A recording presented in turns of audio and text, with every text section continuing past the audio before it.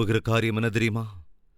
நீ பரிசுத்தமாய் வாழ வேண்டும். ஆபிரகாமே, ஆபிரகாமே, உன்னை நான் ஆசீர்வதிப்பேன், உன்னுடைய சந்ததியை ஆசீர்வதிப்பேன், உன்னுடைய சந்ததியின் மூலமாக, உன்னுடைய வம்சத்தின் மூலமாக எல்லா ஜாதிகளையும் ஆசீர்வதிப்பேன். வாங்க பார்க்கலாம். ஆதியாகமம் 12ஆம் அதிகாரம் 1வது வசனம். கர்த்தர் ஆபிரகாமை நோக்கி, நீ உன் தேசத்தையும் உன் இனத்தையும் உன் தகப்பனுடைய வீட்டையும் விட்டு புறப்பட்டு, கவனிங்க, நீ உன் தேசத்தை விட்டு, இருக்கிற தேசத்தை விட்டு, உன் இனத்தையும் விட்டு, ஜனங்கள் உன் தகப்பனுடைய வீட்டையும் விட்டு, பிராக்டிசஸ் பழக்க வழக்கங்கள். உன் தகப்பன் வீட்டில் உள்ள பழக்க வழக்கம் வேறு. அது என்ன பழக்க வழக்கம்? சிருஷ்டியை பூஜிக்கிற பழக்க வழக்கம், நடைமுறை உன் தகப்பன் வீட்டிலே ஆசரிக்கப்படுகிறது.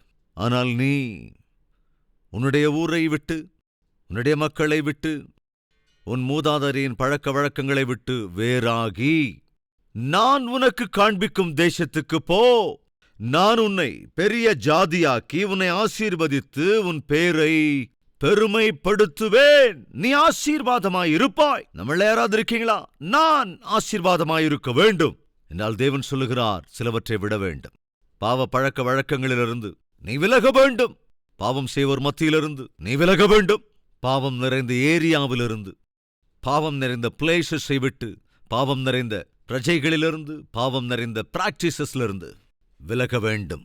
அப்படி நீ விலகுகிற போது நான் உன்னை ஆசீர்வதிப்பேன், ஆசீர்வாதகரமாக மாற்றுவேன். ஆண்டவரே, நான் ஆசீர்வதிப்பேன்னு சொல்றீங்க, என்னை ஆசீர்வதிப்பேன்னு சொல்றீங்க, ஆசீர்வாதகரமா இருக்கும்படி என்னை மாற்றுவேன் என்கிறீங்க, ஆசீர்வாதம் உள்ளவனாக மாற்றுவேன் என்று சொல்லுகிறீர், என் மூலம் அநேக ஜாதிகளை ஆசீர்வதிப்பேன் என்கிறீர். ஆனால் தேவன் சொன்னதெல்லாம் 3 காரியம்தான்.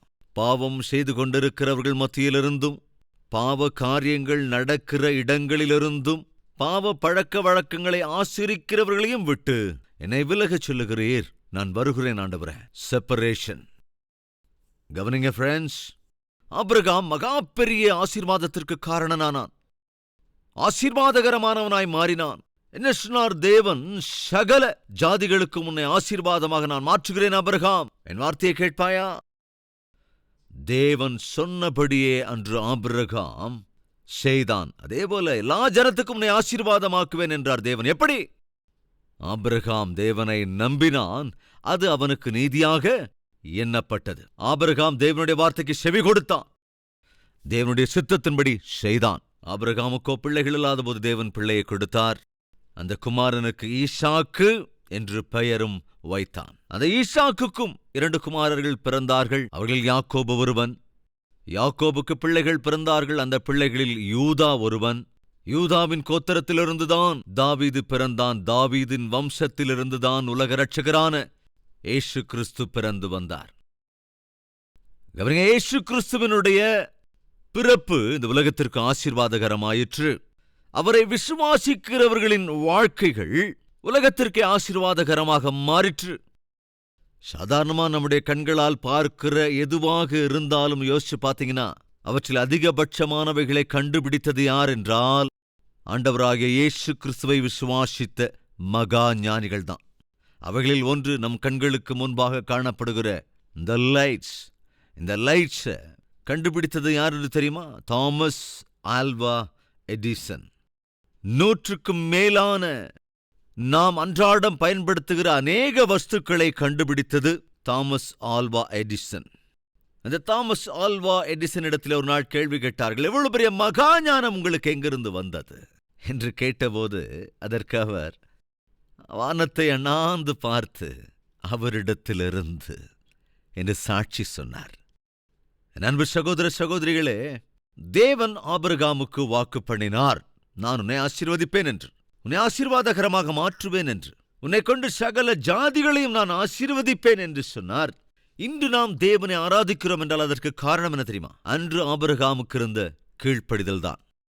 அன்று ஆபிரகாம் கீழ்ப்படியாமல் இருந்திருந்தால், பணிவாக வாழ்ந்திராவிட்டால் ஈசாக்கு பிறந்திருக்க மாட்டான், யாக்கோபு பிறந்திருக்க மாட்டான், அதுக்கப்புறம் யூதா பிறந்திருக்க மாட்டான், யூதாவின் வம்சத்திலே உலக இரட்சகர் பிறந்திருக்கவும் முடியாது. ஒருவனுடைய கீழ்ப்படிதல் இந்த உலகத்திற்கு ஆசீர்வாதகரமாக மாறிற்று. அன்பு சகோதரனே சகோதரியே, உன்னுடைய கீழ்ப்படிதல், உன்னுடைய ஆவிக்குரிய நடத்தை வரப்போகிற தலைமுறையினருக்கு ஆசீர்வாதகரமாக மாற வேண்டும் என்று தேவன் விரும்புகிறார். இன்று முழுமையாக சாத்தானுடைய கரங்களிலிருந்து நீ விடுவிக்கப்பட்டு தேவனுடைய பிள்ளையாய் நீ வாழ வேண்டும் என்று தேவன் ஆசைப்படுகிறார். இன்று நான் உள்ளபடியே என் வாழ்க்கையை ஆண்டவரிடத்தில் அர்ப்பணித்து தேவனுடைய பிள்ளையாய் இந்த பூமியிலும் பரலோகத்திலும் இருக்க வேண்டும் என்று ஆசைப்படுகிறேன், எனக்காக ஜெபியுங்கள் என்று சொல்வோர் இருந்தால், சகோதரர்களே, சகோதரிகளே, உங்கள் கரங்களை ஆண்டவருக்கு காண்பிக்கிறீர்களா?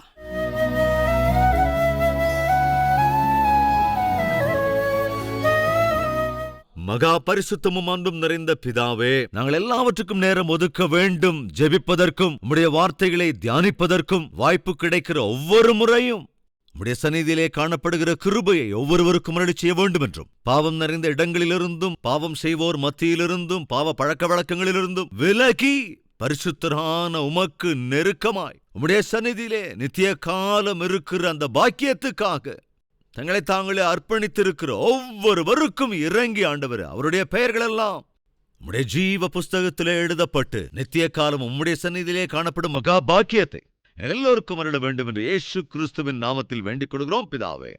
ஆமென்.